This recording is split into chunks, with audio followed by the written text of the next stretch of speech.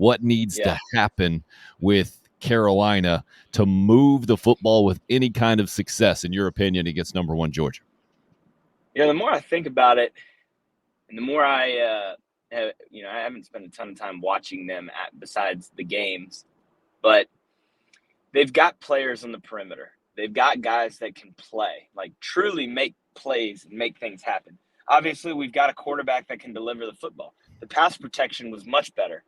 I don't know who Georgia has as far as a true, authentic bookend pass rusher. I know they recruit, obviously, great football players, but I don't know if anybody has that specialty. Let's throw the football. Let's spread them out and try to beat them that way. Because I don't think that we're going to be able to fix the run game from 1 week to the next, especially probably playing a better front than who we played last week. Coach Muschamp's calling defense over there. I don't know if the Gamecock faithful are aware of that. I think they know that he's on staff, but I don't think that they realize like he's calling the shots on D. And Coach Muschamp, Nick Saban, Kirby Smart, Jeremy Pruitt, that tree, which all stems from Bill Belichick, which then went to Nick Saban, now to all of his disciples across the country. They run a cover 2 defense, which basically means there's going to be 2 high safeties, and they're going to be playing deep and soft.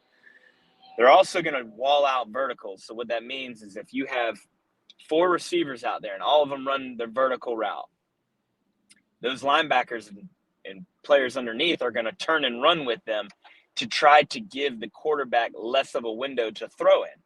Well, then what Coach Spurrier used to do and what we did when we would play Georgia is we would run people vertical and slip people off underneath, because if people turn and run vertical, that means they're leaving their zone, which they're supposed to go or supposed to be guarding. So now we insert a receiver in their zone. And it's just it was a great mix of attacking the middle of the field, along with running. We called them under routes, right? In routes, dig routes, whatever you want to call them, underneath and vacating the void that the linebackers had just created while turning and running.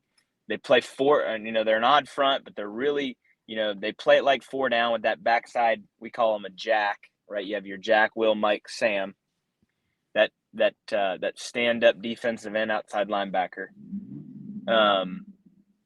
You're going to have – sorry, somebody just almost backed into my car here on Lake Murray Boulevard. It was awesome. But, that 4th guy, he's going to play like a 4th defensive lineman. And so a lot of times they're going to allow those 4 guys to stop the run, eat it up, and drop 7 into coverage, and which puts a lot of strain on an offense, because if you can't run the football on a 4-down front with really 4 true run defenders and you're dropping 7 in pass, it makes for a long day. And that's what's made them so good, because they've recruited so well on the defensive line, which has allowed their back end to play well.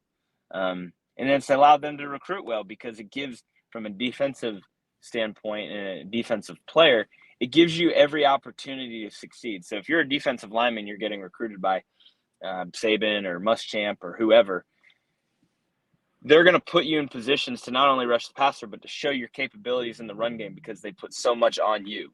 Linebackers, you're going to be freed up to run around and make tackles unblocked, because your defensive linemen are eating up offensive linemen. Secondary, defensive lines they're going to get pressure on the quarterback, so you don't have to cover as long, and you can, as people like to poke at Coach Muschamp saying you get to stay in phase a lot shorter than maybe the next team, right? So everything they do, it kind of helps bring better players, and which is why they're so good at what they do. But when they leave and turn their backs to people running under routes or really attacking a certain area of the field, it really puts a strain on that type of defense. And long-winded answer, but that's how I would attack them. Oh, it's a great answer, man. I think I really appreciate the detail, the X's and O's. I can see you get pumped up about it just when you're talking about it. Offensive identity has been a big discussion around the Gamecocks now, 2 games into this season, a year in a year and 2 games into the Marcus Satterfield offensive coordinator tenure. What do you think Yeah. the identity of the Gamecock offense is? I don't. To be honest, I don't know right now. They're still trying to figure it out because you know we we want to play a physical brand of football. You can tell that by just the way we run the football and the type of run plays that we have called. But I think that this year versus last year, I think last year we never really had an answer. I think this year we have pieces of the puzzle that you can create an identity. I think we should really determine, and now you determine as you play live games, but by after this game and next week we should have an identity of how do we want to take this offense. Do we want to put all our eggs in the run game and become a play action team, or do we want to go 4 and 5 wide and 10 personnel and let Rattler throw it 45 times a game? That's something that he's more used to doing. Then let's let him do it. I think that he's a talent, not only throwing the ball, but he just always looks so comfortable back there. Like, he really does. He looks like he was born to play quarterback. Use him.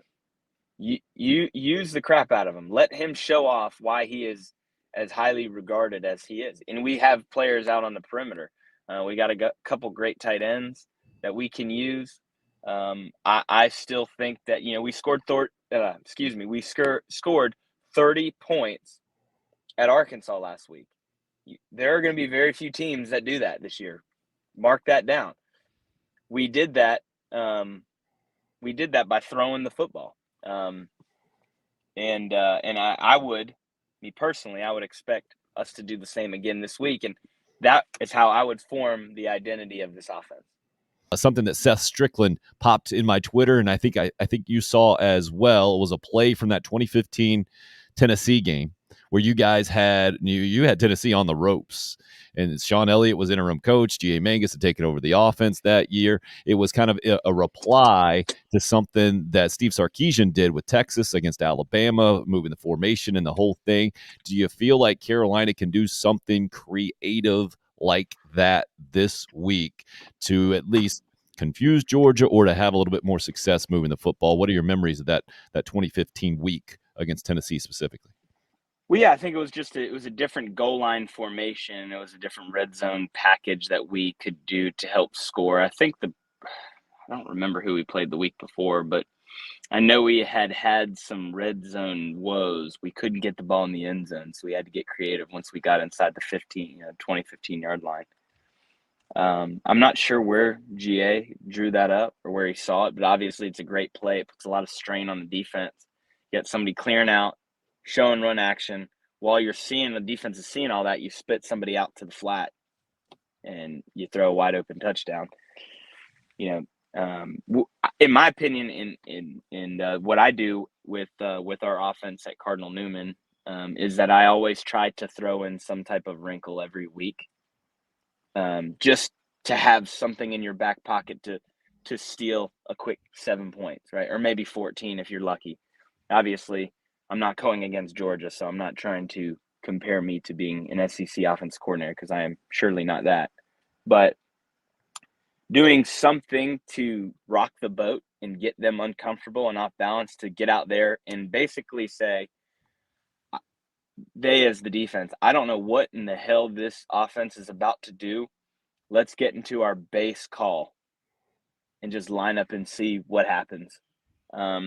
Especially if they haven't seen it before. It's kind of like offense. Like, if I'm an OC and a defense rolls out a defense that I've never seen before or haven't seen on film, haven't seen them do, I'm going to want to call something that we can run hell or high water regardless of the coverage of the defense, right? So now once you get a defense in a base type set, now go ahead and attack them, right? Now you know exactly what they're going to line up and do. Now go ahead and put the pedal to the metal and go get it. Like, I think last week, like, we hadn't seen empty. Did we see empty against Georgia State? Yeah, from the Carolina standpoint, yeah, they lined up and empty Never probably a mind. lot more than I think some would have thought against a Sun Belt team. Gotcha. Okay, my bad. Well, never mind. Point invalid there. But I think MT is a unique look, but I think you guys are getting what I'm saying. Sure, Um, absolutely. you've got to make the defense think you're doing one thing and you do another. That is just the style of offense that I was baptized in. That was that was just the way that I was told offense should be run. That was the way Spurrier did it. That was the way GA did it. This is how you do it. This is you want to line up and you want to impose your will and be physical and all that, but a lot of times you don't have those capabilities, man. And even teams like Alabama, they don't line up and impose their will on anybody anymore. That style of football is almost outdated. Not running the football. I'm not saying that. Running the football is extremely important, but there are more creative ways to do it than just lining up and trying to push people down the field.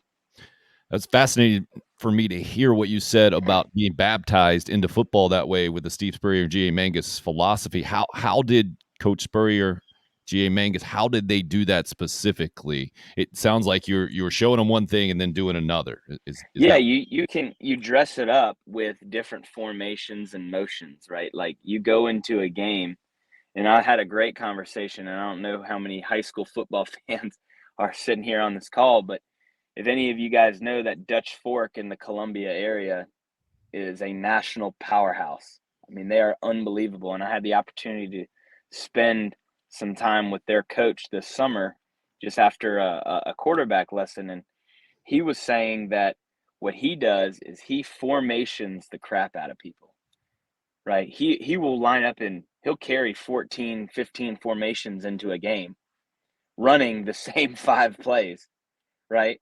So it's like, from a defensive coordinator standpoint, it's like, holy cow, how do these guys install so much? But you're still running your curl flat concept. You're just doing it out of a different formation. That's what I'm trying to get our kids to understand here at Cardinal Newman's, because that's what I'm training our guys, just like that he trained us, is that you can run the same play out of 5 different formations, right? Your XYZ play is still the same play 3-by-1, whether it's trips, whether it's empty, whether it's whatever, right? It's all about the smoke and mirrors, and then throwing motions on it is something that Spurrier would do really well. I think I've talked about on this program a handful of times. Is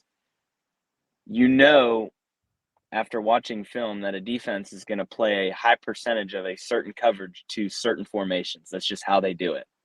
Well, when you see teams, the easiest example is, say we know that if we line up in 2 receivers to the right and 2 receivers to the left, the defense 70% of the time is going to play cover 4.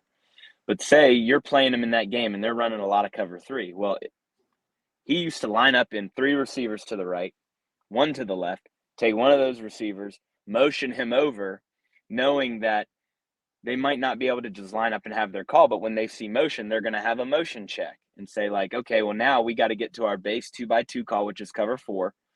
Now let's call a play that beats cover 4. And basically it was rinse and repeat for 3.5 hours. And, being creative to make the defense think like, okay, 3-by-1, defense thinks we're running curl flat. Here comes motion. Now we're throwing post over dig for a touchdown. Or, here comes motion 2-by-2. They think we're going to throw the ball. Now we're running the ball. You line up a tight end to the right and a running back to the left. Odds will say that you're going to run it 80% of the time to the right. Well, then you need to come up with a play where you run it to the left, right? Does that make sense? Oh, I know I'm absolutely. kind of going down a rabbit hole here, but it's you gotta you do. I'm always and we always did self evaluation and self scouting. Is how are teams going to play us? How would you stop us? And finding a way to, again, disguise what it is that you want to do, whatever it is that you want to do. How can we disguise it to make it that the defense doesn't know what's coming? And then ultimately, at the end of the day, throw out everything I just said. The players have to execute it. You have to communicate it in a way that is well received by the players, to where they can go out and not think and just play. That is coaching in my opinion, in a nutshell, from my, I guess, now 6 years of doing it. And I'm not an expert by any means, trust me. Just listening to the guys that are, that is the one thing. It's how can you relay your message to your team where they can take it in, digest it, and then most importantly, execute. It's like in sales.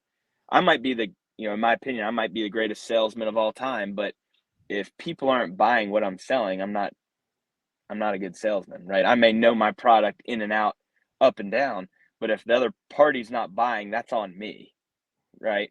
So that's kind of the offensive philosophy that I was, baptized, indoctrinated, whatever you want to call it. That's the type of offense that I learned. Great stuff, man. Speaking of sales, go do the job there. Go get to it, and then Yeah. you got football tonight. Really appreciate the time this morning. You have Yeah. helped me understand, I think, what Marcus Satterfield was trying to verbalize a lot, and maybe help some others as well in the process, man. Good luck tonight. Yeah, appreciate it. No, and I'll speak on that too. I think that, give him a couple more games to kind of find the identity. I know everybody's like, "Oh, we got to find an identity." Well, don't worry about last year's team. Last year's team was last year. This is a new team. We're still, like, I'll tell you, like, we didn't find out our identity until after the really truly after the second game here at Cardinal Newman, and then really going into the third game is that we knew what we did well, and now we tried to work on. Now we didn't have to go play Georgia in our third week, right? But you got to give the offense time to figure out who they are. It takes time. You don't really know until you play another team. So everybody be patient. It's all going to be good.